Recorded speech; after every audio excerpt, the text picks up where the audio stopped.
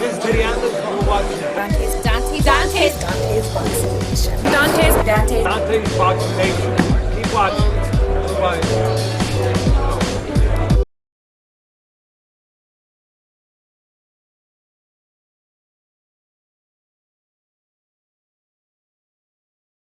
That is the former WBO junior welterweight champion, Chris Algieri. So let's go ahead and get started. Matter of fact, let's go and talk to my man right now. What's going on, Chris? How you been, man? Welcome to the show, man. I'm good. I'm good, Dante. Thanks for having me. It's always a pleasure. Great checking in, man. Absolutely, man. Let's just jump right into it, man. Let's go ahead and jump right into it. Now, Chris, with you being a champion and everything, I know you got a real busy schedule right now. Before I ask, some of your questions, some of my own questions I have for you, tell me what you've been up to lately. I've had some time away from actually fighting in the ring in boxing, but I haven't stayed out of boxing. I've been really busy working with a lot of different athletes. Some fighters, some not. As a performance nutritionist, I got hired by Stony Brook University, my alma mater, to help them with their whole performance and academic program. They're stepping up, and they're a Division I school, and they're trying to compete with the best out there, and they know that nutrition is a big part of that. So they brought me on to develop a program, and we've had great success so far. Our basketball team keeps winning big games on the road, so things are going well there. And also I've been working with some fighters, some that I'm sure that we'll be talking about in a few minutes, but that's going well as well. Yeah, don't snag my questions now, Chris. No. Yep. But anyway, speaking of you working as a nutritionist, now I heard through Virgil Hunter that you're also going to be working with Danny Jacobs as possibly his cook and nutritionist. Can you tell me about that?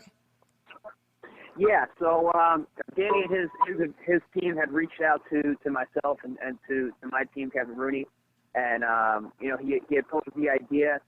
I have worked with athletes and fighters on their training camp nutrition for years. I've kind of kept it under the wraps and just helped certain guys here and there, guys that had special relationships with and whatnot. This was a little bit different. He wants me to actually be on site in his. Yeah, and from there to be with him in camp every day and make sure that he's doing everything that he needs to do to be the best that he possibly can be. I've known Danny for years. This is a great opportunity for him, and I'm happy to be involved, to help him, achieve his best. And Chris, if you can tell me how that whole conversation transpired, like who called you up and how did they reach out to you? So Danny's team had reached out and kind of was just kind of seeing if we'd be even interested in it. I of course was, and I was really happy that I heard that Danny had gotten the fight because I know he'd wanted it for a while. So they reached out and then they had to go back and forth and kind of figure out how things would work logistically. What I brought to the table, what I think I could help with, and we hit it off from there. And I was with Danny yesterday talking about what we're looking at for training camp and what it's going to look like day in and day out, and what he can expect from me and what I expect from him. And we're on the same page. I think this is going to be a fantastic camp. Absolutely, man. Not too often do people hire former champions as their nutritionist, so that seems like a little bit of a edge for Danny Jacobs, at least when it comes to the nutritionist factor. So yeah, absolutely. Danny's been using nutritionists for years now, but you nailed it right on the head. It's different when you have someone who is not only been an active member in the sport, but is at the highest level. So I think that it's kind of a double-edged approach for his team to bring me on. It's not just about the food, but it's also about the mentality and what it's like to deal with big fights and someone who's been there and gone through it. And how do you see? Obviously you're working with Danny Jacobs, but what do you think Danny Jacobs needs to do to have an edge in that fight and possibly pull off the upset? The great thing about this fight, what I really like for Danny's chances in the fight, is that he has the power to get Triple G's respect. And then on top of that, he's got great athleticism, good boxing skills. He's got the height advantage, the reach advantage, arguably the speed advantage.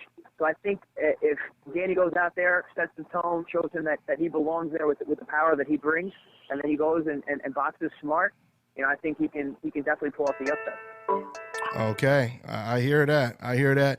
Now, what's next for you? What are you looking at? I'm hearing rumors that you may fight Andre Berto. Who are you looking at right now?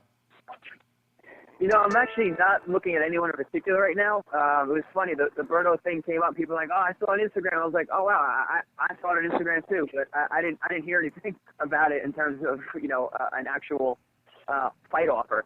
So I found out the same way everyone else did. They looked on their Instagram and saw posters of us put together. That was a fight that I really wanted about a year ago.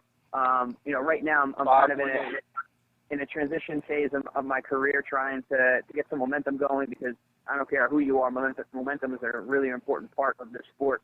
So I just want to get back out there and get busy. I've been out of the ring for a bunch of months now, and I don't like to be stale. This is Bobby, and you're watching Dante's Boxing Nation.